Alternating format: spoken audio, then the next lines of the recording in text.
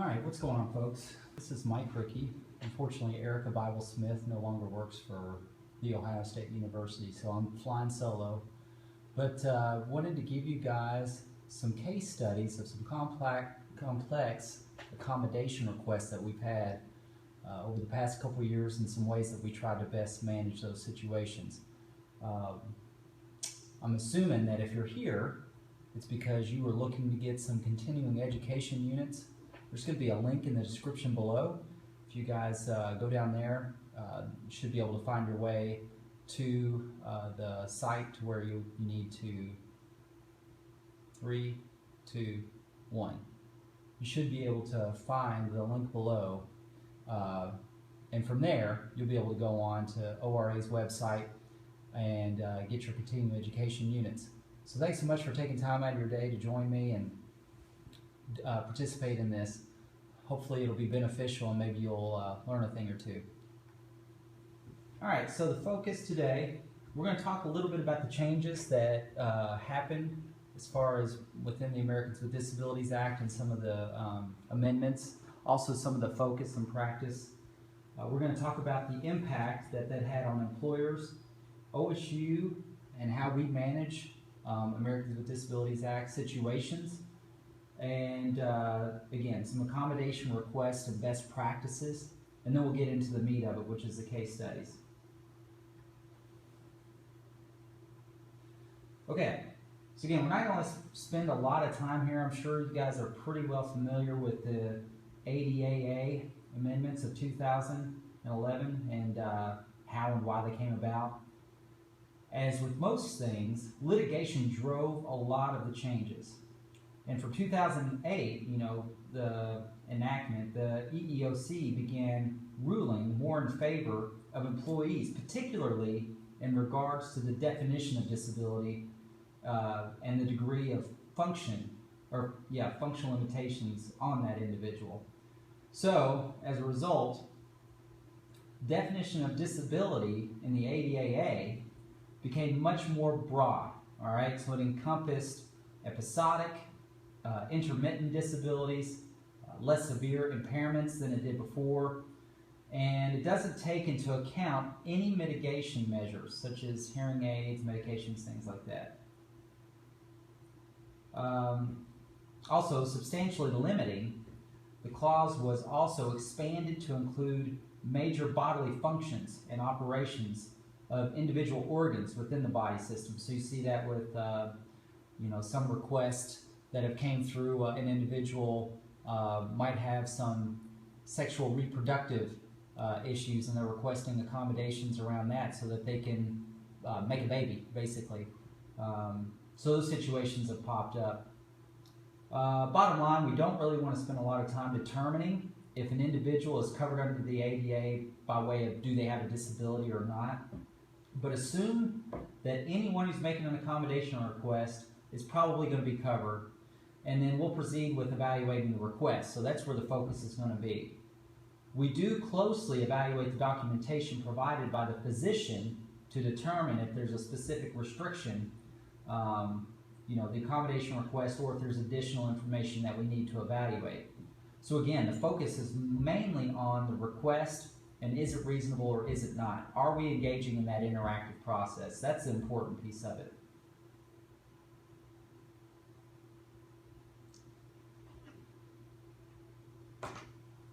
Okay. So just like I stated earlier, taking the new regulations into account, the shift is from determining if someone is covered under the ADA to focusing on the request for the accommodation and engaging in that interactive process to evaluate the reasonableness of the request.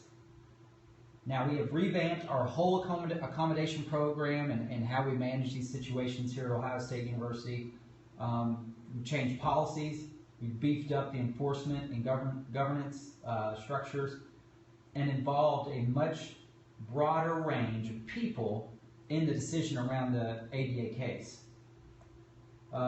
So we developed a new workflow process for an accommodation request and have begun rolling that out with education sessions, printed materials, postings, and web resources. Mainly wanted our managers and our employees to know how they can go about requesting an accommodation. Of course, there isn't a super formal process anyway. The law doesn't require you to use any special magical language or any formal documentation to make an accommodation request.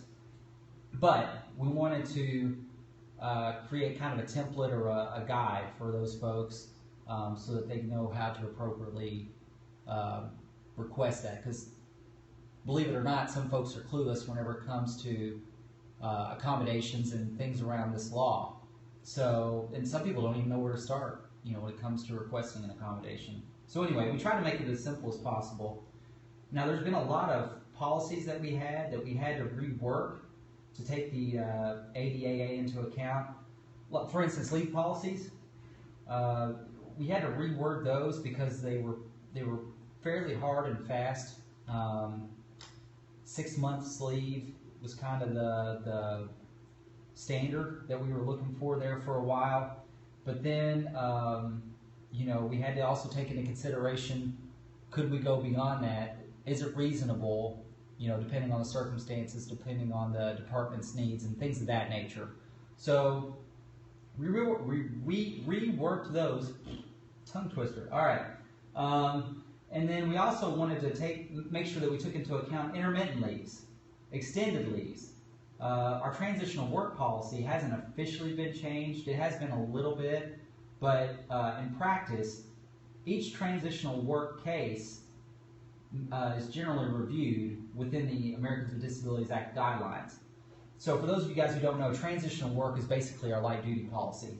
And essentially what our transitional work policy here at OSU says in a nutshell is that if an employee is suspected to be able to recover from their position or recover from their restrictions, so the doctor says, you can go back to work, but I don't want you lifting any more than 5 pounds or whatever the case may be, and only do that for 4 weeks, then that would be reasonable. We would be able to make that work. The maximum expected duration for the light duty here at OSU is 12 weeks. However, again, it's not hard and fast. We oftentimes have to do an evaluation so far as what does the provider say? Do they feel that this is going to be a little bit shorter, maybe a week or two beyond the 12 weeks? Okay, well maybe we'll extend them a little bit of grace. Is this going to go well beyond that? Do we need to consider medical leave, things of that nature? So anyway, that's a transitional work policy in a nutshell. The major shift has been in our reassignment and job search practice. We always consider forced placement as an accommodation of last resort.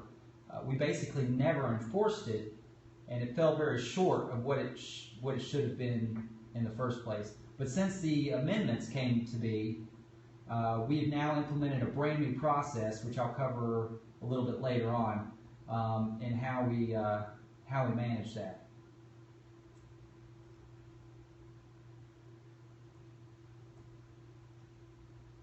Okay, so again, taking the new regulations into account, the shift has gone from determining if somebody's covered to focusing on the request itself, engaging in that interactive process.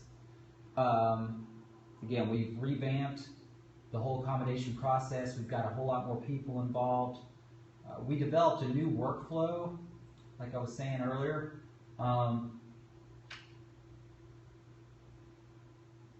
So the other thing too is we're trying to get the right people at the table, whereas before it was handled a little bit more superficially, I guess, of sorts.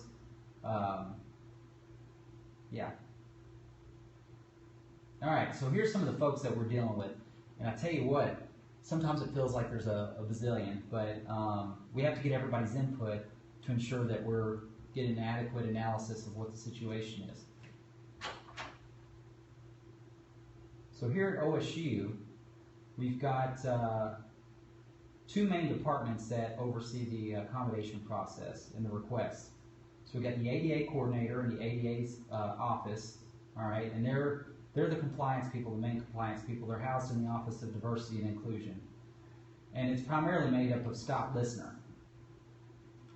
And then he's also got some other staff that help facilitate things, like if there's assistive technology that needs to be purchased. We've got an AT specialist in-house. He's got some other support staff there. They do a lot of consultation, compliance resolution, if there's any sort of complaints, or they feel like they've been discriminated against, oftentimes they can start there with Scott Listener's office, and he'll do a formal investigation and try and figure out what we can do. But they also have the funding available for reasonable accommodations that cost more than $500. If it's going to stretch or tax a department here at OSU, we can lean on the ADA office to help provide those funds. Now, the other prong of the accommodation process oversight is a disability program manager. Now, that's me. That's what I do for OSU. Basically, I'm housed in the Office of Human Resources. Now, we got 6 vocational rehabilitation counselors, or disability case managers. We've got a job developer who also does our voc rehab stuff for us, for our workers' comp piece of it. And then we've got a staff physical therapist. We've got claims managers. So OSU's self-insured whenever it comes to health insurance and our workers' comp. And so anything that is claim related when it comes to work with the workers' comp piece, we've got our own claims managers looking at it, approving, denying treatment, approving, denying the claim, so on and so forth. And we work with any employee of OSU that either has a occupational or a non-occupational issue. If it impacts their ability to work and it's a medical condition, we generally have our hands in on it. A few years ago, all the permanent accommodation requests went straight to Scott Listener's office. But, I mean, OSU's gigantic, and that's a lot for one man to manage, because he's also got to manage the accessibility pieces of pretty much the rest of the university too. You got students here that need accommodations. You've got buildings that are being revamped and everything, so they need to be scrutinized as well and make sure that they're fully accessible. So anyway, our office was doing a lot of the transitional work piece and some of the disability stuff anyway, so it just made sense for him to give it over to us. And we're kind of the gatekeepers for the information. We get the initial paperwork oftentimes. We evaluate it, we can ask questions, we can try to interpret. We'll do all of that stuff, and as soon as we get to a point to where we feel kind of comfortable with it, if it's something that we think needs one more look, we'll bring in Scott to take a peek at it. Or if it starts to kind of escalate and spiral out of control, oftentimes we'll get Scott involved with it.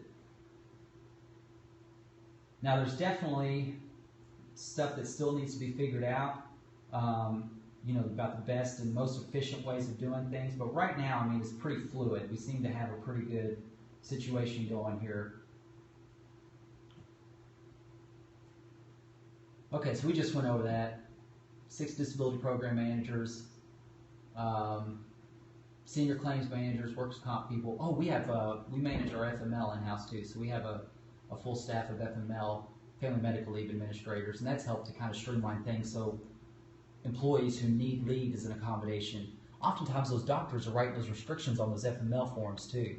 So it's good to have somebody who's on our team kind of vetting that stuff out and sending it over to us so that we don't have to depend on other folks like managers or a third-party company or whatever to help keep that piece in line for us. All right, so just to give you a little insight about the size of OSU, all right? Right now, we have somewhere close to 42,000 employees. 42,000 employees, all right? 5,000 of them are civic service, and they got a union.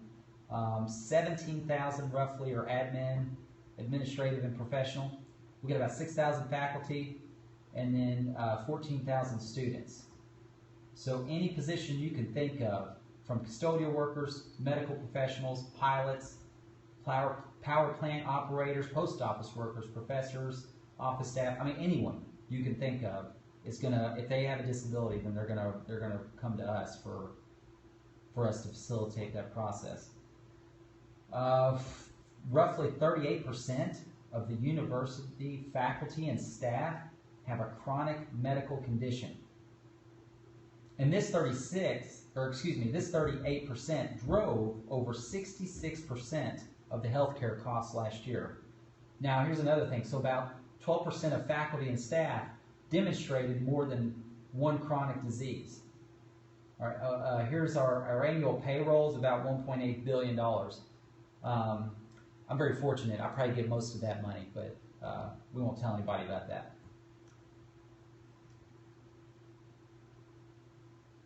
And there was everything I was just talking about.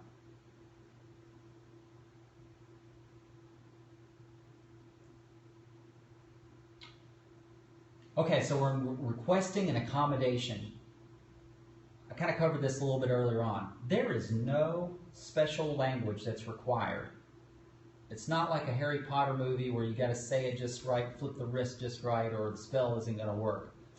If an employee is coming in and they're having issues on the job, and they say, "Look, I need some help. I got this medical thing going on." I mean, that in and of itself is enough. So it's best for employers to make sure that management and other folks are trained appropriately so that they understand what resources are available to them and how to approach those situations. If an employee is coming in and you suspect that they need an accommodation, the best thing the manager can do is say, "Is there anything that can be done to help out?" And if the person says, "Oh yes, I have this condition or I've got this going on," to lay that out for the employee. Say, "Look, if you need some services or you need some help, here's the folks to contact, or here's the procedure for that." The best thing, if possible, is for the manager to remove themselves as much as possible from the medical piece of it. So even if you can train the managers to say, "Look, I don't need to know what medicines you're on, what the condition is, or any of that. I'm not your doctor," even if they are a doctor, to say, "I'm not your doctor, so you don't have to review that stuff with me, but if you feel like there's a need based out of your condition, then let's talk that through, or let's get you in touch with the appropriate folks." Okay, so some sample accommodations that can be provided. Job modification, of course. Again, this is probably stuff you guys already know. Work environment, and then also aid, tool, technology, some sort of equipment. Now, oftentimes people see job modification and they see work environment and they think, "Isn't that the same thing?" What we mean here is a change in policy, a change in practice, a change in the actual functions of the job. So, for instance, a person is requesting to be able to work from home 4 days a week instead of 2 days a week. That's an example of a job modification. You've got an employee who is deaf, and so they're requesting that instead of that they don't have to take the phone calls for accessibility purposes, and as a result, the manager says, "That's fine, we'll trade off. You do all of the emails, they'll do all of the phone calls." That's an example of a job modification. We talked about this too, and you guys are probably already well aware of this. Practice has been for departments to pay less than for the less expensive accommodation. So if it's under $500, we'll usually tell the department, like, that's on you. You got to pay that. If it's above that, then the ADA office will spring for it. And I'll tell you this too. This is just a wild guess. I haven't ran the numbers on this, but I would probably bet that 75% easy, at least 75% of our accommodation requests have to do with scheduling. We get a ton of folks who need their schedule switched around, changed up, or they need an intermittent leave. Like, because of their condition, they need to take 1 day off a month, and they're out of FML. So those do have cost indirectly, I suppose, in terms of lost time and things of that nature. But in regards to actually producing equipment or totally changing things up, I mean, virtually doesn't cost anything outside of, like I said, lost time and maybe some headache. All right, so this is according to Jan, Job Accommodation Network. 5% are going to require ongoing cost. Things like screen readers, other software, pieces of equipment that constantly need updating, or maybe it's that intermittent leave situation that I was talking about earlier, where that's that lost time. But only about 5% of them are going to require ongoing cost. 38% of them had a one-time cost of $500 or less, and then 58% of the accommodations were at no cost at all.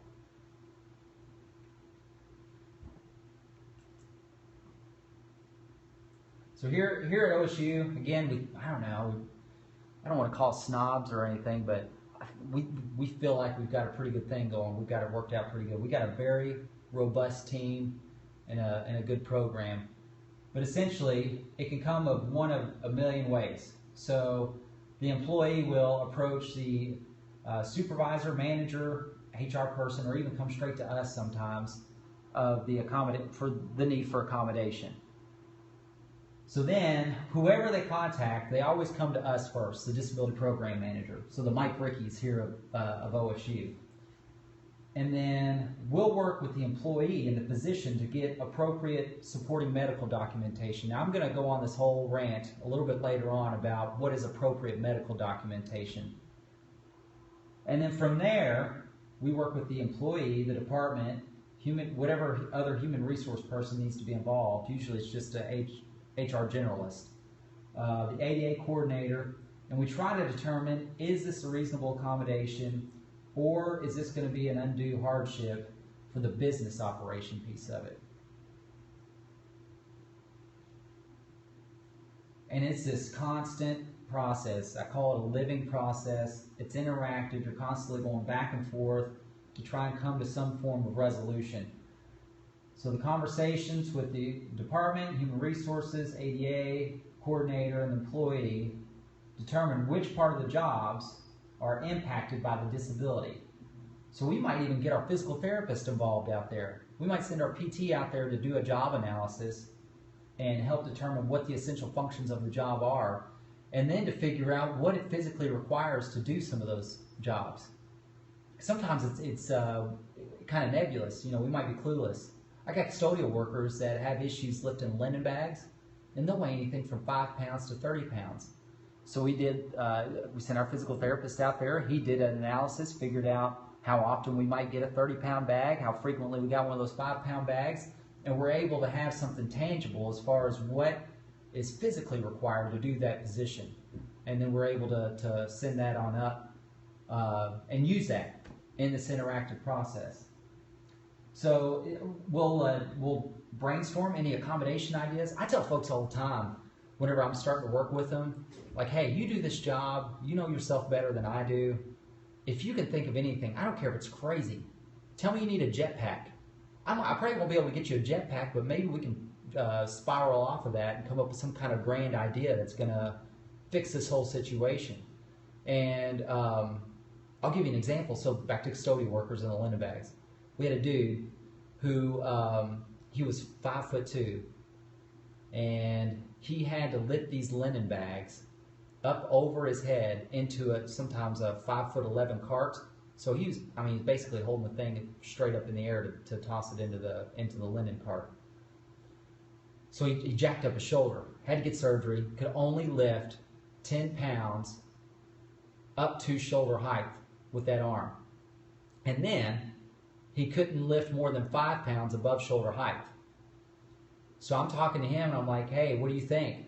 What can be done? And he said, if there was some kind of elevator, some kind of little miniature elevator that we could strap onto these things, and I could just set it there, the elevator goes up and dumps in, or I take my broom handle when it gets to the top and I just push it over. We wound up getting that guy a platform lift, a hydraulic platform lift. And it's got a foot pump. So he puts his little linen bags on there and he'll load up 2 or 3 at a time. And then he pumps, the thing goes up. And then he'll take his broom handle and he just pushes them over into the linen cart. So his little elevator idea, and that was actually from his manager too, the platform. When I said the elevator thing, the manager goes, you know what, I might have an idea. And we went over to facilities and saw one of their platform lifts, and that bingo bango, guy's accommodated. He's still working there today. He's going to try to retire next year. So anyway, try to generate ideas. We talked that through. We talked about the implications of the proposed ideas. So that platform lift, we had to get it cleared by epidemiology. We had to make sure that it was something that would fit in the place it was at, because it was a monster. It was forever tall. We had to make sure that it was something that was going to be able to stay there, and everything checked out, luckily. And if not, then we would have talked through, is this a hardship? since we can't use this and I don't have a plan B or C, and neither does the employee and neither does the department, is it a hardship? Do we need to look towards him not being able to perform all the essential functions of that job and move to the next phase of the game, which we'll talk about here in a second. All right, so if an accommodation is deemed reasonable, we can make it happen. We draft up a plan, we buy the equipment, we make sure the person's all set up. We get input from the employee, the department, the Americans with Disabilities Act coordinator, and then I'm involved as a disability program manager. The plan's discussed. Basically, in the plan, we hit the highlights of here's your responsibilities, here's the department's responsibilities, here's what the restrictions are, here's how we're going to meet this and make this work. And then the last bit of it, it says, look, we hope that this lasts forever, but the needs of the department may change, your restrictions may change.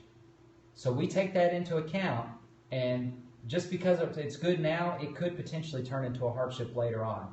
But right now we're saying this is cool. And then we're also going to reevaluate it on an annual basis, unless anything weird comes up and we need to do it sooner. Now that's not like perfect legal talk. That's not verbatim, in case you guys are wondering. We're not that loose and cool with how we approach these situations. But in a nutshell, that's what that says.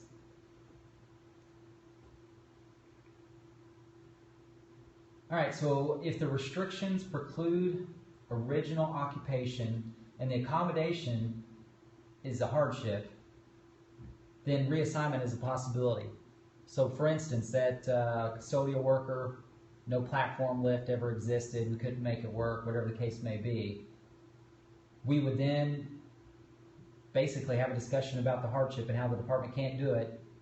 And then we'd say, all right, time to look at every job at OSU that is same or similar in level of pay, level of responsibility, is a valid open position, and you meet the minimum qualifications for it. So that's kind of that second box I was just talking about. But if we identify a position that meet those criteria, then we plug you into that. I mean, some people call it forced placement. We call it reassignment as an accommodation of last resort. Now, before we even get to finding that job, we have a person. It's our voc rehab specialist, person who manages a lot of our workers' comp stuff too. And she'll figure out what kind of transferable skills you got, what your work history is, education. She'll try to match those up to the restrictions. We might have to get our good old staff physical therapist, Jamie Beadle, to go out there and do another job analysis to see if we can make that job work. Of course, not all restrictions are physical restrictions, but if they are, then we might include him. And then we'll oftentimes even go so far as to get the new department to interview the person just to make sure that they meet the minimum qualifications for the position. So we're not going to make a job, and we don't have a magical box of jobs that we can just pull out and plug somebody into. But again, OSU is a giant place, and if there's a position that meets those criteria and it's open, then we're going to plug you into that. Even if there's 10 other people who have 14 years more experience than you, and they're willing to make $17 less an hour, whatever the case is. Sorry, this is it. So we place you into that role. Again, it is time limited. I've seen it go anywhere from a 2-week search for somebody who has very minimal skill, doesn't speak English very well, basically can't do much other than manual labor type positions. We'll do a search, and they'll dig in for about 2 weeks or so, sometimes more. But if nothing's identified, then we'll move forward with termination. But I've also seen it go on for a couple months, depending on how skilled the person is. I mean, if the analysis shows that there should be 110 jobs at OSU that this person should be able to get plugged into, and we know one's coming up in about a month and a half, then oftentimes we'll let it ride. So just a lot of different variables that you got to take into consideration.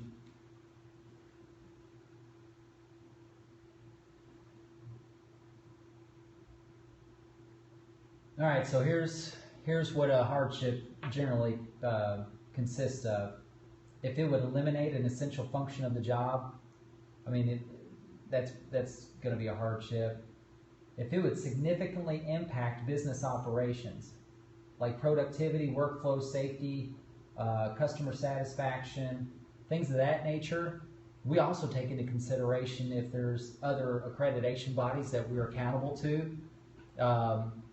This employee can't do such and such, and so as a result, we're not going to be able to provide patient care within 30 minutes, which is the standard. And as a result of that, we lose our credentials for this type of treatment. And when we lose the credentials for this type of treatment, then we can't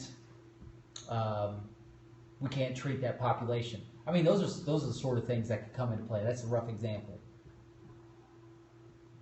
Cost can be a factor for other employers, but for OSU, I mean, we've got enough resources and such that it generally isn't something that we fret about. Money's no object for the Ohio State University. All right, here we go. Case studies. So this one was mine, and I changed everything, like the gender, the whole bit, even some of the diagnosis, so you won't be able to track this person down. But the general theme is the same.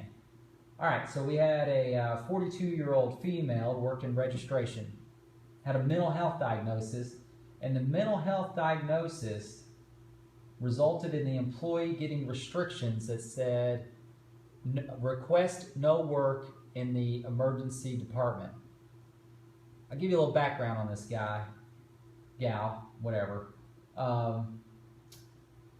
Essentially what had happened was she was in the emergency department. She was munching on some pizza, and a nurse came in and said, hey lady, that pizza is for the first shift people. They came in, they kicked some tail, they did great tonight. If you would wait until they're all done eating, then, you know, whatever's left, have at it. Well, this lady got upset, evidently threw a napkin, for whatever that's worth. I don't even think it was wadded up, so it probably just floated down to the floor. And then proceeded to leave the room. Wound up body checking the nurse, which you would think would be enough just to fire somebody right there, and made their way out of there. So there's one part of me that kind of thinks it's potentially what we call here in the business an interpersonal allergy. Maybe not so much a mental health diagnosis, but regardless, we got the paperwork in that said that this was what the restriction was. So we engaged in the interactive process. Department was presented the information, or they presented information on the impact of patient care. Basically, they were going ahead and coming up with their hardship, okay? And so we took a dive into the leave policies, the employee's return to work plan, treatment interventions, all those sort of things. I'll give you a little bit of more detail of how this kind of proceeded through. So we get this first note, and it says no work in the emergency department. Which, whenever we get something like that, we've got to know what it is about that place or those, you know, that specific area that is a problem. Now in the South, we call it jumping out of the frying pan and into the fire.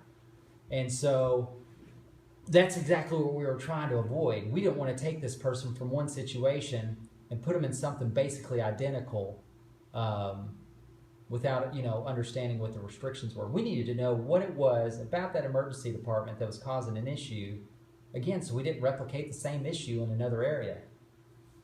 So we get back paperwork, and it says just that the emergency department's a trigger, and he doesn't get along with, or she doesn't get along with the folks there. I don't know why I keep wanting to call her a man. But anyway, that's really not good enough. And I'll get into a little bit of why, and you're gonna say, but Mike, you just said this earlier on, so hang tight. I know you're already riveted. So here's an example of these crummy restrictions that we got.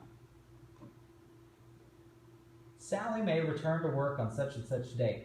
Please allow for some leniency when considering the behavior right or the night of blank when they left work. She was under extreme mental distress and should not be held accountable for all of her actions.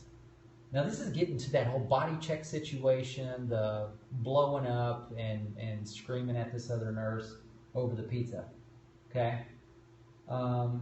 She's currently following treatment plan which includes psychiatric MP therapies.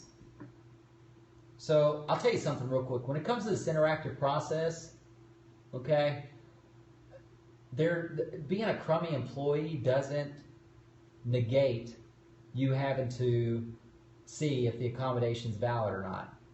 I mean, just because this person sucked at their job and she was hateful to other folks doesn't necessarily mean that we are now scot-free and we don't have to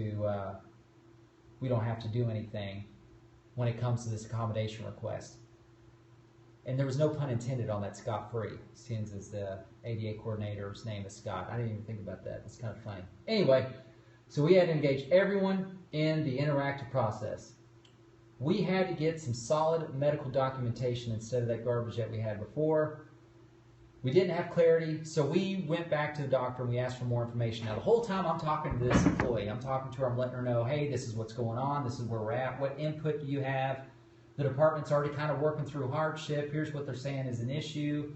What do you have to say in response to that? And I'm getting that employee's information all along. And here's what we did during the interim. So we're trying to sort all this out, right? We're trying to figure out what is it about the emergency department? Why can't you work there? Now, instead of putting this gal on medical leave and making them just sit at home, which, I mean, we could have done that, I guess. We could have put them on an approved leave as an accommodation while we worked through this.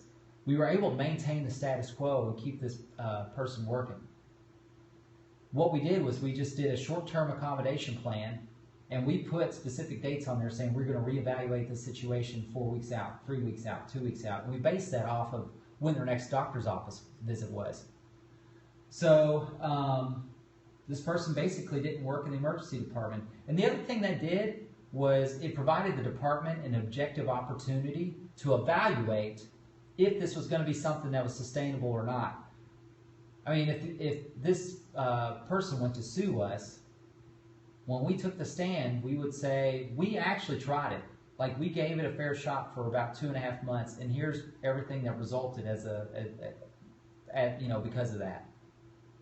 So, I mean, that can be gold for employers, but it's also something that can also show the department that they might be able to actually do it and to get over their fear and quit going into analysis paralysis and thinking the worst when it's something that can be done. So I usually push for that if I can. Let's keep this person working. Let's do it on a short-term basis. What can you do for them while we're working through this? So anyway, back and forth to the doctor, back and forth, back and forth. About 4 letters later, turns out it was definitely an interpersonal allergy issue. Not only that, but this employee wasn't somebody who was seen as someone with a disability. Now, here's why. Most instances, when an individual with disability turns in paperwork, I mean, the substantial limitation of a major life activity has to be something other than work most of the time. Now, this lady was saying that this condition only impacted them while they were at work. They didn't have any other substantial limitations with any other life activity. Their condition only manifested and caused issues as it pertains to the emergency department. Now, I understand operant conditioning. I know how that stuff can work, right? But the doctor wasn't saying anything about any of that. And so if the doctor came back and it fell into something like a class of jobs, right? So like the doctor said, you can't be a truck driver. Okay, that's something that kind of makes sense. But if the doctor said, you can't drive a commercial truck for Bill, or a commercial truck for, I don't know, whatever, something that specific and drilled down, that's not necessarily a class of jobs. So under the broader definition of disability, under the amendments, it's unlikely that the individual will rely only on a substantial limitation in this major life activity of work. If they do, it has to be substantially limiting in performing either a class of jobs, which we talked about, or a limitation in job-related requirements. So an example of that is something like job requires walking more than 4 hours, or no standing longer than 10 minutes. You know, things of that nature. It's difficult to create a case around, I just can't work in this area, and then not be able to support that. Especially when you can't even show that it's a trigger. But here's the interesting thing. We still accommodated this lady. We said, you know what? After we tried this out, looks like something maybe we can do. We shifted some people around. We hired some new folks. I think we can do it. So here's the takeaway from that. If you're the employer, whenever it comes to an accommodation, even though this employee was kind of garbage, the ultimate win was this employee was able to get away from some of those people that she didn't like. This employee was able to start fresh in a new department, or new area within the department, and then, you know, if there was no reason for them to really file suit or create an issue. I'll give you an interesting end to this story. She got fired anyway. She was in this new area, and it was another employee, and they both started popping off at each other in front of patients and everything. So this was practically the last leg of corrective action for this employee, and so they both got in trouble. One got their, like, I don't know, the first slap on the wrist, written notice, whatever, but she was done. And so you know, you give a person enough rope, I guess, I don't know, but unfortunately she didn't make it. Next case. All right, 36-year-old female. Customer service representative. Worked 8 to 5, Monday to Friday, diagnosed with a neuromuscular disorder, and then basically went from full-time employment to requesting a reduced schedule of working 20 to 25 hours per week and a flexible start time of 1 p.m. and 4 p.m. daily for the shift. Now, that's what they're asking for. They're asking, can I come in at some point between 1 and 4 and then get my 20 to 25 hours a week? And this is a full-time position. So, did what we always do. We engaged in the interactive process with the employee and all of those people, got the department and human resources in evaluating the possibility of this accommodation or plan B. So that's the other thing that I want to mention here. That just because you request a Cadillac to get you from point A to point B doesn't mean that we have to give you that Cadillac. We may find a bicycle that's going to take care of that need and it's going to be just fine. Oftentimes we'll find folks who come in and they're asking for that Cadillac of an accommodation, something really nice, fancy, and they're wanting it all. But when we drill down to what the restrictions are, what the essential functions of the job are and everything, there are times that we can come up with a simpler option that meets the need and takes care of the situation. And not only that, but the other thing too is sometimes this might be a hardship. And so we might be able to say, okay, this isn't going to work. Have you talked to your doctor about some kind of scheduling cadence? So let's pretend for an instance that this situation, they had a 7-day-a-week operation. And so I'm talking to the employee and they say, man, just after 2 days of working 8 hours a day, I'm whooped. I can't take it. My brain's fried. I throw up the whole next day, whatever it might be. So then I say, well, how do you feel in a holiday week? So you work 2 days, there's a holiday, you take a day off, and you come back. I feel okay. Talk to your doctor about that then. Maybe talk to your doctor about after 2 days of work, must take a day off. And then we'll tease that out, see if that's something that'll work. So again, that's where the interactive process comes into play. And that's where the folks who are in this need to keep the wheels spinning. Don't be so closed-minded as to only focus on that 20 to 25 hours per week schedule start time sometime between 1 and 4.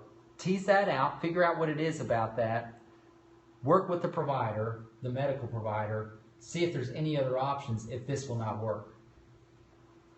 All right, so worked with the ADA coordinator, determined if the accommodation would be reasonable or result in a hardship, and then we linked the employee with the job developer for job search assistance, and even to talk through disability retirement or Social Security disability benefits if appropriate. I mean, we worked through that whole bit. And when I say we hooked him up with the job developer, we didn't automatically jump towards reassignment. That same person who helps facilitate that proactive job search piece of it, she also will do, excuse me, let me back up for a second. That same person who facilitates the reassignment process also helps in proactive job search. So if there's somebody who's just like, look, writing on the wall, I don't think I'll be able to do this job for the next 5 years. This is killing me. She'll help them tweak their resume, go through some mock interviews, and that way the person's well equipped to be able to jump into searching for a job through the competitive market.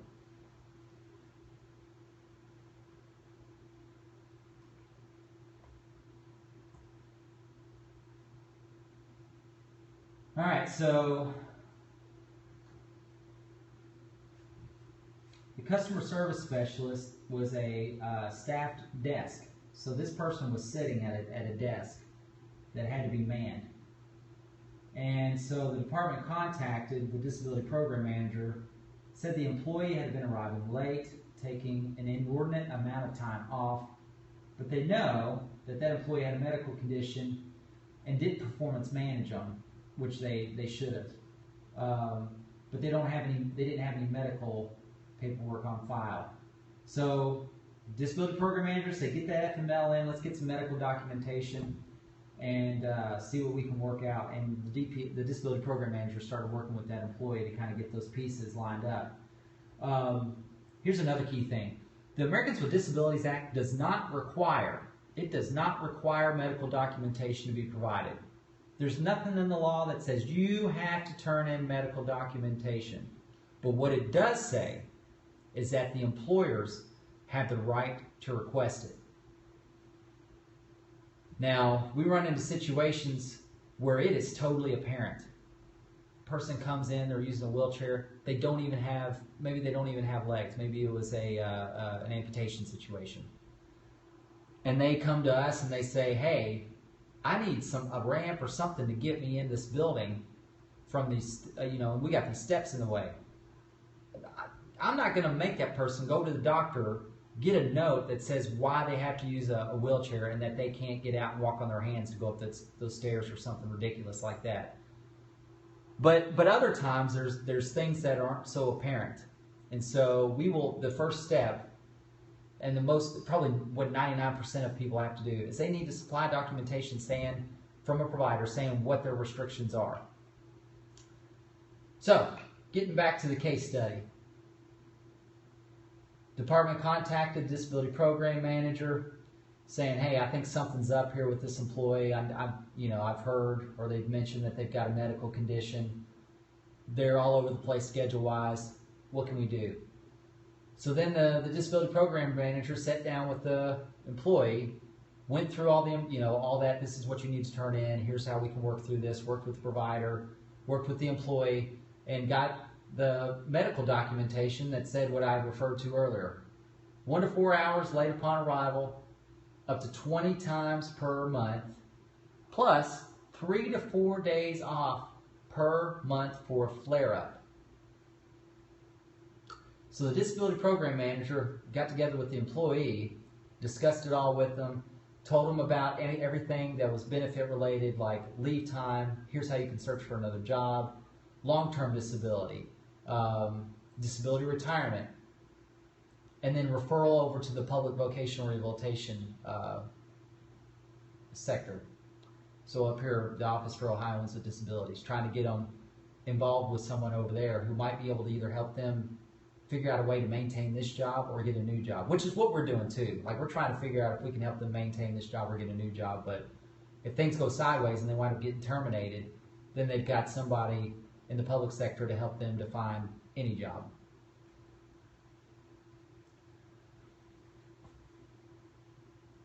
All right, so the hardship was supported, and basically this person was the only staff member at the customer service desk during business hours. So it impacted students, faculty not getting the service they needed or getting improper information. So they really needed one person to perform those essential functions of that job.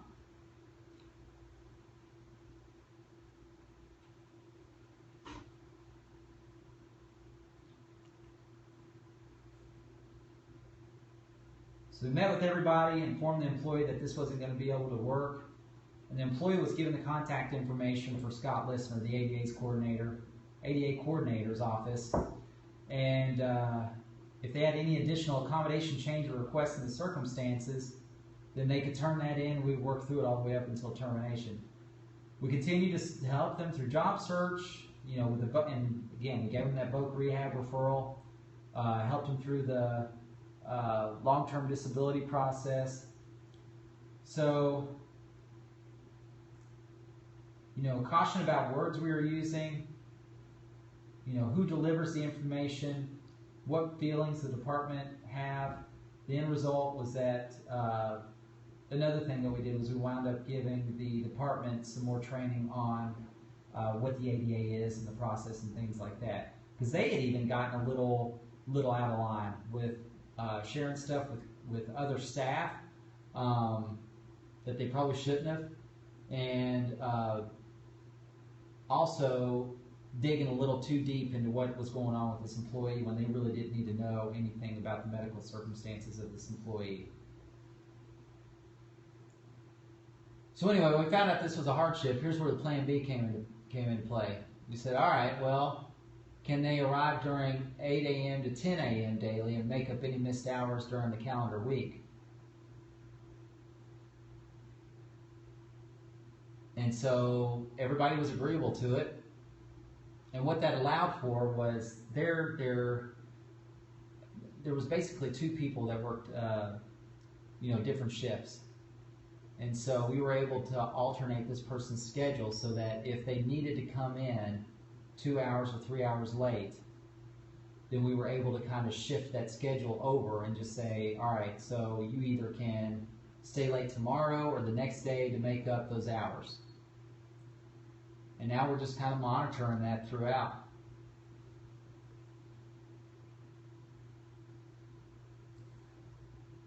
So educate the department. We talked about that. Make sure they're aware of what all the options are. You know, they don't have to be an expert on the policy. They just need to know who is so that they can send that employee on to them.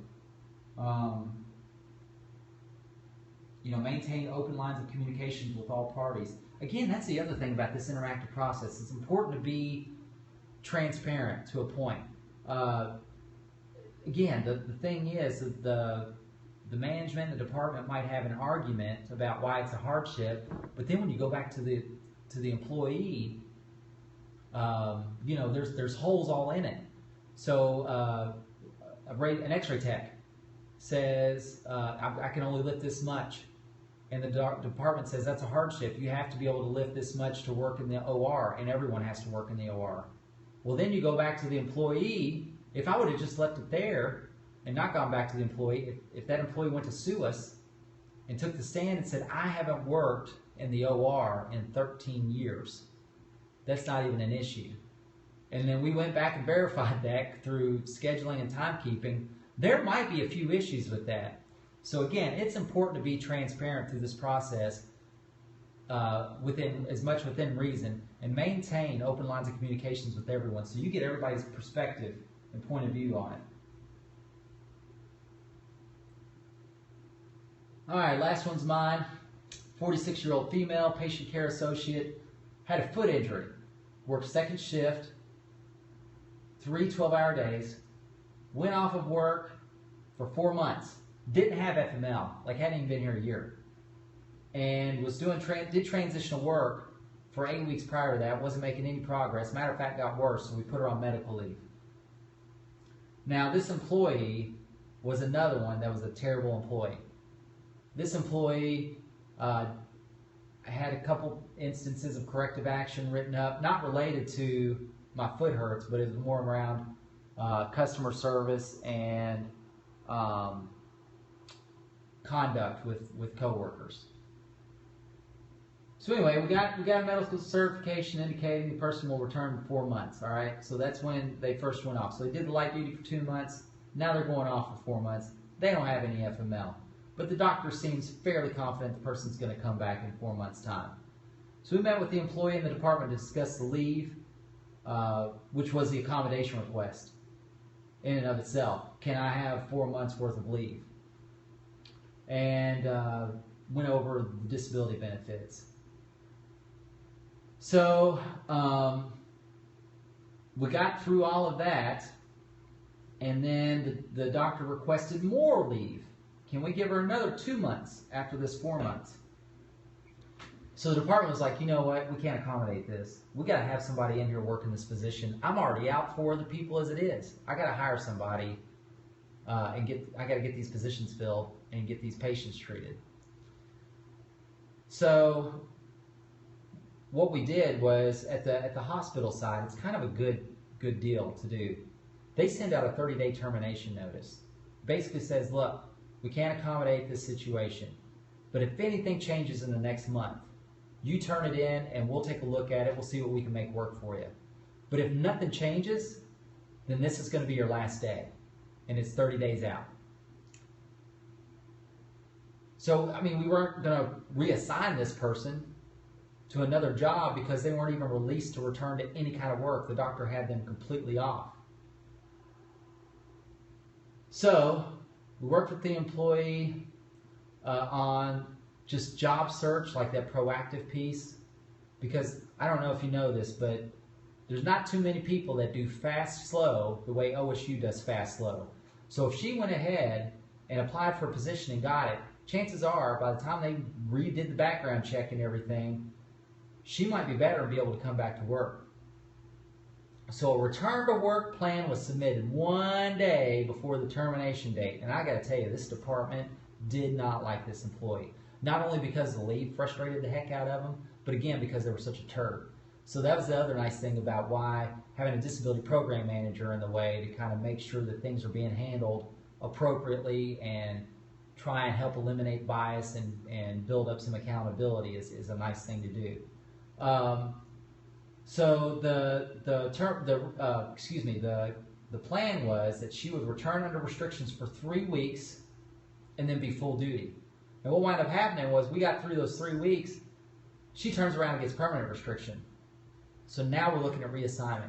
And this thing has been going on for almost 8 months at this point.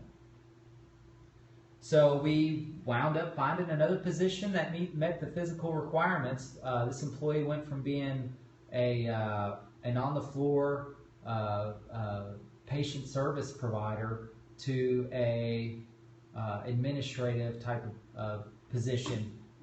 Pretty much same pay, same level of responsibility. Like she's not managing 30 people and $1 million budget or anything crazy like that. And met the minimum qualifications for it. So remember, moral of the story is they could be a turd, but you still got to go through that interactive process. All right, so this next slide is for those folks who are actively involved working with those injured and ill employees who are kind of playing as a liaison and facilitating with the employer, okay? What we want to do is we want to get involved early in the process if you can. Identify and redefine the disability professional roles and changes in the ADA regulations. Ensure that everybody's involved, and then maintain communication with everyone. Make sure, if you can, make sure a job analysis is done. What that'll do for you is as you're trying to come up with an accommodation that might work, you'll have a full understanding of what the essential functions are and what it requires to do those essential functions. Job analysis is huge. Ensure that the providers understand the aspects of the job. Again, you got the job analysis. Now you can clearly communicate what the position requires. Now here's a situation that I run into a lot. I've got just Dr. Joe, who's a family doctor, has been treating this lady for her everything for about 30 years, but now her foot hurts, and he's just been kind of giving her some pain meds or whatever to help manage it. Well, now it's kind of escalated, and they've thought about referring her on to a podiatrist, but the podiatrist says, well, this is a bad situation, they need permanent restrictions, but I don't know what they're capable of. This heel spur, I don't know how long a person can tolerate that on average. You send them over that job analysis and they just take a wild guess and go, I don't know, hopefully this will work. So there's two ways we've approached those type of situations. We said, all right, doc, are you willing to test it out? Like, let's do a week of, and we would do this under transitional work. Will you do a week of letting her stand for an hour? We'll check in a week. If she's doing awesome, let's bump it up to 2 hours, see how that does. And then we'll bump it up to 3 hours. And then we'll find the threshold that way. The better way is to get a functional capacity evaluation. And I love me some functional capacity evaluation. That's the other nice thing about having a staff physical therapist, is that we can oftentimes refer people just right over to him, and he'll test them out, write up an analysis of what the person's capable of, and then we'll send that on to the doctor, and the doctor's like, okay, that's what we're doing right there. And so we know exactly what the person's able to do. All right, try to facilitate the receipt of restrictions that are measurable, objective, and have a timeline attached to it. So if you're Joe Voc Rehab, or if you're the social worker helping to develop these restrictions, doing the counseling and that whole bit, make sure that when the employee takes these restrictions to the department, that they're not something goofy and subjective like no heavy lifting, no prolonged standing. I have no idea what that means. Now you guys aren't really looking at me right now, but I'm not a buff dude. Like, I'm in decent shape for a 31-year-old dude, but heavy lifting to me is not going to be the same as heavy lifting to that 80-year-old receptionist.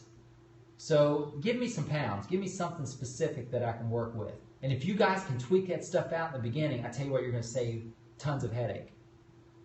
And then also help to propose alternatives. Here's the other thing when it comes to the world of rehab, nobody's an expert on everything. When I was a vocational rehabilitation counselor, I had to refer people to assistive technology specialists, to driver rehab folks, to job search folks. I mean, depending on the nature of the condition, there was a good chance that I was going to refer you on to some kind of specialist who was going to know something about that. So if you know of some sort of alternative, or if you can think of any other way to make something work, go ahead and start teasing that stuff out with the provider and with the employee and with the employer. And you're going to be huge in facilitating that. These people get, especially employers, they get this tunnel vision and they say, if you can't do it all, you can't do none of it. I know I used a double negative and that sounded real redneck there, but bear with me. This thing's almost over. So it's going to be important for you guys to be there, especially as an outside party, to try and do that analysis and figure out if there's another way to make the situation work. All right, so that's the end of the slideshow. I'm going to link, I tell you what, if you want to get a copy of this presentation, whenever you go to ORA's website, just go to the contact area, shoot an email over, and in the subject line, put copy of ADA presentation. And that'll make its way to me, and I will forward that on to you. But yeah, thanks for sitting through this. Appreciate you guys and all the hard work you do. And take care.